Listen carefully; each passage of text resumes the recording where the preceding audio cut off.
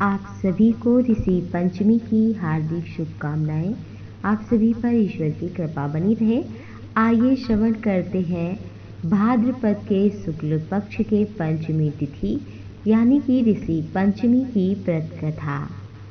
ऋषि पंचमी व्रत कथा अवश्य ही श्रवण करनी चाहिए।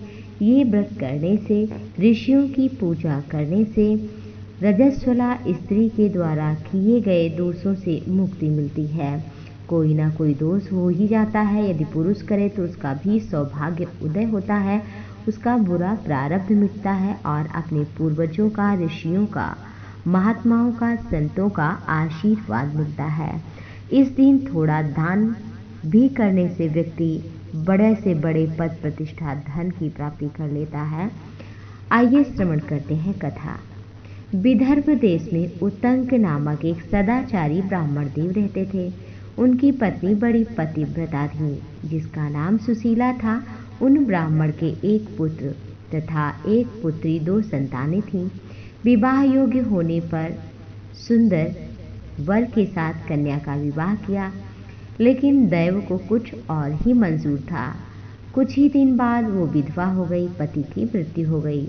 दुखी ब्राह्मण दंपति कन्या के साथ गंगा के तट पर कुटिया बनाकर रहने लगे।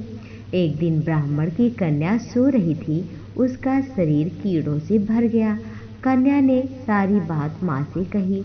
माँ ने पति से सब कहते हुआ पूछा, मेरी साध्वी कन्या की ऐसी गति क्यों हो रही है? उत्तंक जी ने समाधि द्वारा इस घटना का जब पता लगाया तो पता चला कि ये पूर्व जन्म में एक कन्या ब्राह्मणी थी। इसने रजस्वला मासिक धर्म के समय बर्तन छुए थे। इस जन्म में भी इसने लोगों को देखा देखी भाद्रपद शुक्ल पंचमी का व्रत भी नहीं किया, इसलिए इसके शरीर में कीड़े पड़ गए। धर्मशास्त्रों की मान्यता है, रजस्वला स्त्री पहले दिन चांडालिनी, दूसरे दिन ब्रह्मघातनी तथा तीसरे दिन धोबी के समान अपवित्र होती है। चौथे दिन वो सती साध्वी के समान, देवी के समान पवित्र हो जाती है। यदि यह शुद्ध मन से ऋषि पंचमी का व्रत कर ले तो इसके सारे दुख दूर हो जाएंगे और इसका सौभाग्य जागृत हो जाएगा।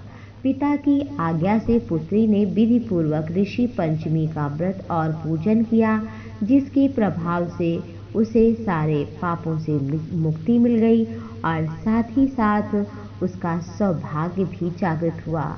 इस कथा को सुनने से, कहने से, इस व्रत को करने से, दान देने से, ऋषियों की पूजा करने से अवश्य ही सौभाग्य जागृत होता है, पापों का नाश होता है। जब तक पाप होते हैं तभी तक दुख रहता है, इसलिए इस व्रत को अवश्य ही करना चाहिए।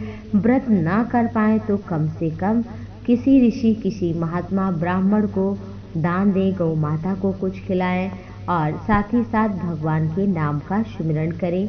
इन 7 ऋषियों की पूजा करें। कश्यपो, अत्रिर, भरद्वाजो, विश्वामित्रो अथ गौतमः, जमदग्निर्वसिष्ठश्च सप्तैते ऋषयः स्मृताः, दहन्तु पापं मे सर्वं गृह्णन्त्यत्वदर्घ्यं नमो नमः।